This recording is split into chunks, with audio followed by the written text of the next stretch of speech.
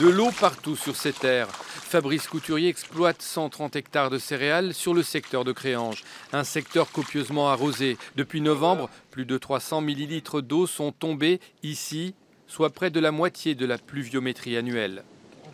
La terre est totalement gorgée d'eau, elle est tassée, elle est rappuyée. Et les racines, de toute façon, n'arrivent plus à trouver l'air nécessaire. Il faut qu'un sol soit aéré. Là, il ne l'est pas du tout. Il est complètement compacté par l'excès d'eau et complètement engorgé. Les racines sont asphyxiées. Voilà, c'est le problème. Installé depuis 15 ans, cet agriculteur qui élève aussi des bovins n'avait jamais connu pareille situation. La niée allemande qui longe ses parcelles a largement débordé. Et si les précipitations sont en cause, plusieurs facteurs les ont aggravées. Il y a une urbanisation galopante qui artificialise les sols.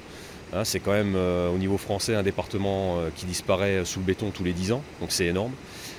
Et ensuite, bien sûr, il y a souvent, trop souvent, un défaut d'entretien des cours d'eau et même simplement des fossés.